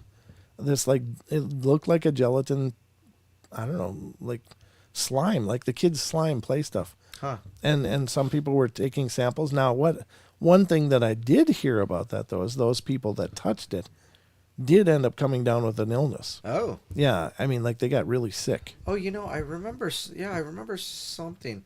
I didn't see it on TV. It's something I read. Well, now I'm going to look it up. Yeah, by all means. Because that's very strange. Yeah, because if I remember right, it was like some kind of star jelly, gelatinous substance sometimes found on grass branches, according to folklore. No, meteor showers. When did it rain jelly? Yeah, it was like this. It was like slime. It was like jelly drops. Gelatinous goo. Yeah, it was. I think I recall people thought it was raining, and then they looked out and saw these, like, it was like these little gelatin pebbles or something. Yeah. Pretty gross, whatever it was. Let's see here. 20 years later, the Oakville blob. Let's see here. So this was back in like 19... Oh. Oakville, Washington? That would be on Whidbey Island. Really? There's a Navy base up there. Okay. Oh, that might explain It was a raining lot. tiny blobs of gelatinous goo. Yeah, maybe that's it. And blanketed 20 square miles. I'm glad I wasn't living there at the time. Blame the Navy. Yeah, sail the seven seas and blame the Navy. Cover your house with goo and please. Oh my. Let's see here. Marvels of history. Robin Moonshadow remembers what we're talking about too. Yeah. I remember hearing about it. I don't know if they ever, well, it kind of seemed to have been dead-ended. Whatever it was, seemed to have been dead-ended pretty hard because suddenly that was a big thing and people were talking about it and then Nobody said nobody's anything. talking. So some people got told to keep it down. Hey, why don't you, You're making too much noise over there, huh? Talking too much, yeah. You keep flapping those lips. Look what happened. Okay, so on August 7th, 1994, a rainstorm unlike any other descended on the city of Oakville, Washington, population of 723, unleashing not raindrops, but rather these mysteriously translucent and gelatinous blobs. The blob rain reportedly came down in torrents and was covered as much as 20 square miles. Came down with several severe flu-like symptoms. We turned our windshield wipers on, and it just started smearing to the point where we can almost not see. And we both looked at each other and said, geez, this isn't right, really. These are cops, by the way. These are cops. These are cops. What was your first clue, Sherlock? Obviously not detectives. Oh, man, I was waiting for, sorry, you sidetracked me. I was waiting for, in one of the Avenger movies, like Infinity War and such like that, when Doctor Strange and Iron Man came together. I was waiting for a Sherlock joke. Oh, yeah, that would have been clever. Yeah, that would have been funny. Yeah. We're out in the middle of nowhere. Basically, where did this come from? So, yeah, it was Oakville, Washington, 94, August 7th, 94. They came down with severe flu-like symptoms. Yeah. Moreover, several dogs and cats died after coming in contact with it. It happened 6 times in 3 weeks. Jesus. Yeah. Wow. The blobs were reported to contain human white blood cells. That's what I was trying to remember. Ooh. Upon further investigation by the Washington Department of Ecology, Hazardous Materials Spill Response Unit, these cells of blobs were also found to have no nuclei. Determined to find answers nearly after his mother's illness, a blob stored in the freezer. I saw what I think was eukaryotic cells, which is basically a cell that has a definable nucleus and is found present in most animals. So, wow. So nobody nailed this down? What the hell it was? Well, one popular theory suggests that the blobs were the result of a bombing run done by nearby military base in ocean nearby military in the ocean 50 miles from the farm, which could have caused an explosion within a group of jellyfish that got dispersed into a rain cloud. Oh my God. Oh wow, that's a stretch. It's more government explanations. Oh. So it became popular within the community that it prompted a discussion of holding a jellyfish festival. Oh jeez. Hey, I don't know what it is, and too bad we lost all our cats and dogs and people got sick, but let's have a party. A second theory proposed by Dr. Little was that the blobs were the result of drops of concentrated fluid waste from a passing airplane toilet. 3 times? 6 times in 3 weeks. Though when contacted about this matter later, the FAA rebuffed it, adding that all of the fluid waste from commercial toilets are dyed blue. Yes, there has been reports of blue ice falling from the sky. We know this. It's true. According to one website, Unsolved Mysteries, 3 years after the incident, contacted the site to give her account. She's telling the account, gosh, this is I can't do all this. This is no. I mean, but it's kind of curious. In all, that was the story of the mysterious goo substance that rained down on Washington City multiple times over 3 weeks, where dozens of human residents reportedly got sick with severe flu-like symptoms. The biggest enigma left behind, if still unexplained, is that no one knows what these blobs were or where they came from, with all evidence now gone, i.e. evaporated, and the Washington Department of Health proclaiming that no such records of samples received existed. Oh. So now it's a total cover-up. Yep, oh, you're right. They Epsteined it. They Epsteined it. Oh, no. Oh, man. See, this is what's wrong. And this is the problem with our modern society is things move too fast. And people forget because it's on to the next thing and on to the next thing. Right. What the hell happened there? What was that? Is nobody not... I mean, if you got globs of organic matter rained on your house, it killed your pets and got you really sick, wouldn't you want to know? I mean, wouldn't you keep asking questions and keep pushing and freedom of information, everything? I mean, how the hell could that be left alone? That's like what it sounds like is government testing over a civilian population. Right. And I don't want to get into conspiracies and stuff, but there are actual records of those kind of things happening. Occam's razor. Yeah. I mean, Bill Clinton did a press conference once talking about how many people over the course of years were subjected to injections of radioactive material. Right. Unknowingly. Right. The patients didn't know this was being done to them. Right. All because they wanted to test on civilian populations. And this is in America. So Well, he also did a press conference about never having slept with that woman. yeah, well, one of those is true. I bet he didn't sleep. No. I don't think he was sleeping at all. No. He did not lie then, did he? No, he did not. So, all right, folks, that looks like it's a show. I don't know. Find out what happened to the goo. Anybody, let me know. Those kind of things should not be just left to, well, we never did sort that out. So what do you want for Christmas? I don't know. Just to me, the questions are important. So anyway, Don, you got anything in closing? No, it's been a fun show as always. And thank you all for being here. Thank you to Ethan and Nathan. Nathan. Yep, yes. Thank you. I would. Yes. I'm terrible with names anyway, so I always have trouble. That was. Thank you for recalling. Yes, it was a stretch, but thank you for your donations. We appreciate that. Absolutely. And Jess, I'll check my other mail when I get a chance to check my other mail. All right, folks, that's going to wrap it up for us. Thank you so much for being here and joining us on this journey into the paranormal portal. We hope you've had a lot of fun. We have a lot of fun with you, of course, but take care. Love you all bunches. And remember, be good, be kind, be nice. Take care of each other. Help each other out. Find the magic in every day and remember to laugh as much as you can. We'll talk to you on Friday. Are you here Friday or Saturday? I meant to look into that and I seem to have forgotten. It'll be either. Okay. Well, I'll let you know. We'll let you know, but I'll be here Friday. Yep. So we'll talk to you guys then. Love you bunches. Have a good night.